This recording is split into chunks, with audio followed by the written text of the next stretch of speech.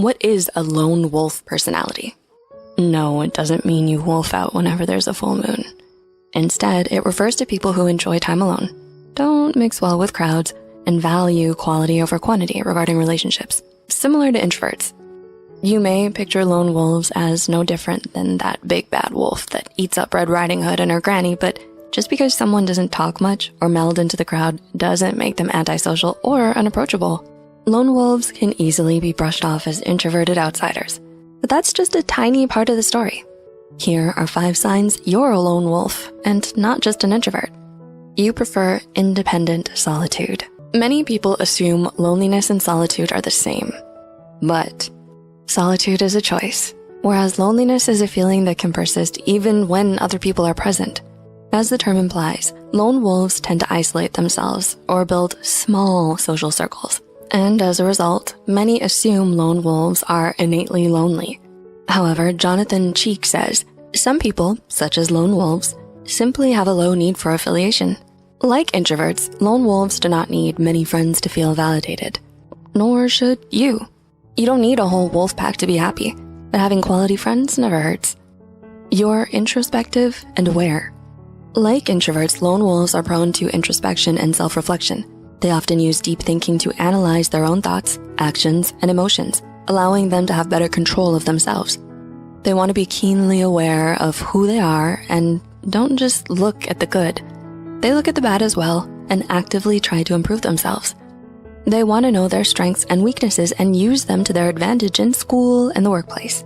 This active introspection allows them to constantly improve and see things in a new light, making them more confident and open-minded than most others. Take a page from the Lone Wolf's book and take the time to think about how you can actively improve yourself. You think outside of the box.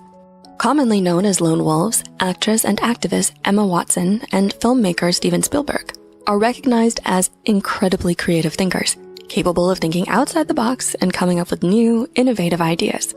Likewise, lone wolves are often confident with their opinions and refuse to succumb to peer pressure. What makes lone wolves special is that many experience fear of rejection, but they will often still voice their opinions. They value their inner voice and want to be heard. If you want to be heard, it's time to speak up. There's nothing wrong with expressing yourself. If you find this video relatable and helpful, don't forget to give us a like and subscribe to our channel for more content. With that said, let's move on to the next point. You're a good, observant listener. We live in a world where people love to talk about themselves, but few listen. Instead, they just wait to respond. Lone wolves may not be big talkers, but they can be excellent listeners.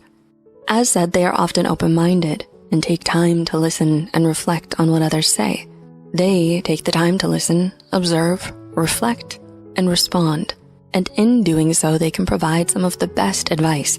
This is because they pay careful attention to the people around them, observing and listening while the world keeps spinning. We all want to be heard, and finding the right listener can be challenging, but chances are they're ready to listen if you find a lone wolf for a friend. You value quality over quantity. As mentioned in our previous point, lone wolves do not feel the need to have large quantities of friends for a happier life. Instead, they like carefully selecting members of their pack. They choose to build intimate connections versus superficial affiliations, and often do not hesitate to drop anyone who proves toxic or fake. This may come off as picky, but this choice of friends proves that lone wolves care about who they surround themselves with. They set boundaries and don't appreciate when those lines are crossed time and time again. Keeping boundaries and wanting meaningful relationships should be a priority for everyone. If you relate to these signs, you may be a lone wolf, and that's not bad. Just because you're a lone wolf doesn't make you the big bad wolf. Instead, it makes you unique and ready to write your story. So go out there and see what adventures await you. If you didn't associate with these signs, refrain from assuming they're a threat next time you spot a lone wolf. They may be introverts looking for some much needed space, so please respect that before judging them. If you found this video helpful, please like and share it with your friends. Until next time, remember to hit that subscribe button to be kept up to date on our latest videos. Take care, and remember, you matter. Are you used to being quiet, but not sure why? We made an in-depth video about that too. Have you ever wondered when it is appropriate to make a move on your crush? Do you feel like you can't tell whether or not she's giving you any signs? Human behavior is sometimes confusing, but there are some general signs that people exhibit when they are interested in somebody and they want that other person to make a move. Here are 5 signs your crush is waiting for you to make a move. Now let's begin. Number 1. Eye contact and smiling. When someone makes eye contact and smiles at you, it means that they are interested in you. The eye contact could be brief, long, or you could feel them staring when you're not looking. This mostly applies to women, according to studies. Social psychology expert Madeleine A. Fugere, PhD, says when women are attracted to someone, we tend to make eye contact and smile. Smiling and eye contact increase activity in the area of the brain associated with reward. The frequency of sustained eye contact varies across cultures, but eye contact and smiling can make you seem more attractive to others. If you notice that your crush is directing their smiles and eye contact consistently toward you, this might be a sign that it is safe to make a move and go talk to them. But what about men? According to Madeleine, men may show different signs. When it comes to men, you may catch them looking at you for a long time, parting their lips spontaneously, flaring their nostrils, and flashing their brows upwards, explains Regain, an individual and couples therapy site. Regain also states that in conversation, you may see men nervously graze their faces with their hands, straighten their clothes, and have their feet pointed toward you. They may also run their fingers through their hair. All of these are signs that a man likes you and that he may want you to make a move. Number 2, mirroring. Mirroring is one of the most telling signs that someone is not only interested in you, but also wants you to make a move. Limbic synchrony, also known as mirroring, is when a person mimics or reflects certain body language like movements, voice patterns, and facial expressions of another person that they like or are interested in. From an evolutionary standpoint, it is a behavior developed as a form of survival, but it is also a sign of trust. An article in Imagine Health, a psychological support website, states that the whole point of mirroring is that it's a way to better understand others and connect with them. Being able to mirror someone is the same as being able to listen to someone. If someone mirrors you, it means they are listening to you on a deeper level. It likely means that this person may be interested in you in a more romantic way, which is a good indication to make a move. If you find this video relatable and helpful, please give the video a thumbs up and subscribe to the channel. Now, moving on to the next point. Number 3, notice and remember things about you. If you are interested in someone but don't know if you should make a move, try to become aware of whether or not this other person notices and remembers small things about you that no one else seems to notice. Similar to mirroring, when people are attracted to someone, they often tend to notice or remember things about that other person that nobody else does. They do this to let the other person know that they're listening and they are paying attention to them. As the gentleman within article states, most people won't even notice that you adjust your glasses when you're nervous, or that you always log into your social media every day at 7:20 p.m., but they somehow have noticed these small details, and more. Or she remembers something that you like and you ask her about it, and she says you told her about it a whole year ago. These signs mean she's into you. Number 4, tries to be close or touch you. Generally speaking, when we like or trust someone, we want to be close to them. Closeness can mean different things, ranging from just being in the same vicinity to touching skin to skin. According to Verywell Mind, physical touch can create emotional intimacy by releasing oxytocin, also known as the feel-good hormone. This starts creating an emotional, mental, and chemical bond between the two people that can be taken further if both decide to. Proximity is also a way to slowly become more intimate with another person. Notice how the more you know and trust someone, the more you let them into your personal space. If you notice that the person you like tries to be close to you or is always finding excuses to touch you, it may be a sign that they like you and want you to make a move. Number 5, asking. Another sign that your crush may be waiting for you to make a move is that they ask if you consider them dateable if you think they look good, or they ask you for advice on a number of things. People ask others for help or advice when they want to be around them, or they know they can help with their problems. So if you notice that your crush tries to ask or talk to you often, it may be a sign that they like you and want you to make a move. Of course, the surest sign you can get is by asking them directly if they like you. Yes, it is scary. Yes, there's a possibility that there may be rejection. But if you want to know without a reasonable doubt, asking them directly is your best bet. Did you find this useful? Tell us about your experiences in the comments below. Don't forget to follow and subscribe to the channel for more interesting tidbits on psychology and behavior. Until next time. And remember, you matter.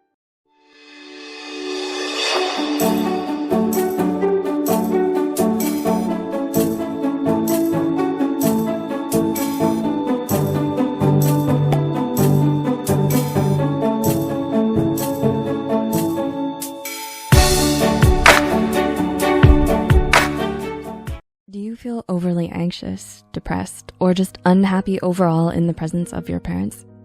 Fighting depression is an exhausting and consuming task, and it can be very helpful to have their support. That being said, it can be tricky when your parents do certain things that fuel the burden of your depression instead of easing it. Even Angelina Jolie, a well-known actress, suffered from a rocky relationship with her father, which caused bouts of depression and self-hatred starting from her teen years. Her success at such a young age caused her to feel guilt, and she felt like she shouldn't feel such an emptiness when she had everything. In truth, depression has no bounds as to who it can affect. Young, old, rich, poor, it can target anyone.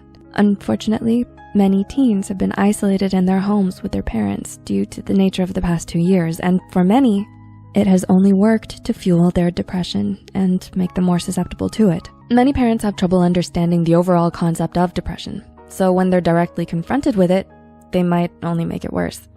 So with that said, here are some things that parents do that fuel teenage depression. Number 1, they're constantly comparing you. Do you feel like you can never do anything right?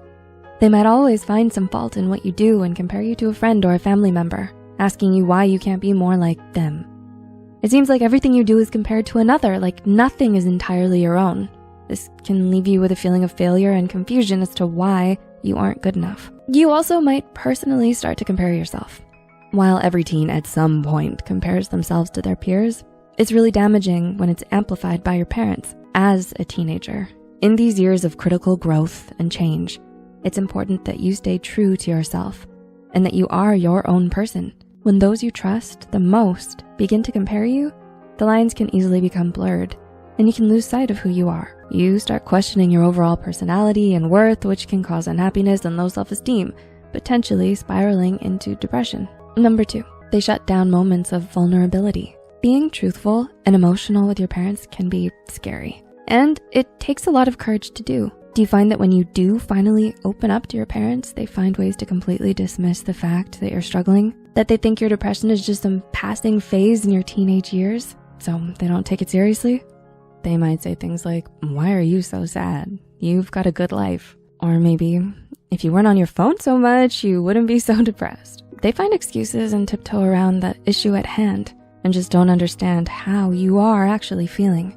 They have trouble coming to terms with your situation and therefore deny it and find other reasons as to why you might be feeling a certain way. This may leave you feeling unheard and unsupported because really, all you're seeking is that parental love and understanding that every child should have, especially in the unpredictable years of being a teen. The lack of this support might succeed in making you feel even more hollow and lonely. Number 3, they guilt trip you. Your parents might do certain things to induce a reaction out of you, specifically feelings of guilt or shame. For instance, they might make passive-aggressive comments about your state. Parents often do this to make you feel guilty enough to dismiss your issues instead of dealing with them. They may say, "Your depression is burdening the whole family," which makes you feel remorseful for even feeling what you're feeling in the first place, urging you to ignore your depression so that you're not such a burden. They might also ignore any attempts to talk about your situation, leaving you feeling like it isn't important and not a real problem. Their guilt tripping only represses your emotions, keeping them bottled up. And with this, there's a risk that eventually your emotions will dangerously hit you all at once. Number 4, they're overly strict. Do you feel like you can't do anything? When you ask to do something like spend time with your friends or something even remotely fun, they deny it and tell you to do something more productive like schoolwork. They don't let you explore the joys that come with the youthfulness of your teen years and instead restrict you and suffocate you. This may lead you to feel isolated and cause anxiety when you actually do go into social situations. The lack of exposure to the real world can affect your socializing skills in the future, which can in turn disturb your career and personal relationships. And all of these things can fuel depression. Number 5, they blame you for everything. Do you ever feel like you're the scapegoat for every argument? Your parents might pull you into a situation that doesn't involve you and put you in the middle. You become the target of their anger and scorn. For instance, you might find yourself taking the blame for something a sibling or maybe even one of your parents did. It's exhausting, and it causes you to live on edge, waiting for the next fight. you'll find that you feel isolated and different from those who are supposed to accept and nurture you. You might also start to think that you're actually doing something wrong to cause such a reaction from your parents. This specific kind of isolation, one that makes you feel out of place in your own home, can be extremely detrimental to your mental health. Their constant berating only puts you at risk of falling into or fueling your depression. Do you struggle with depression? Are your parents showing these signs? If so, try reaching out to a trusted friend, teacher, school counselor, or any other adult that you trust to help you get some real constructive care. Although you might not have the support of your parents, you can ask for assistance from other trusted adults around you to ease the weight off your shoulders.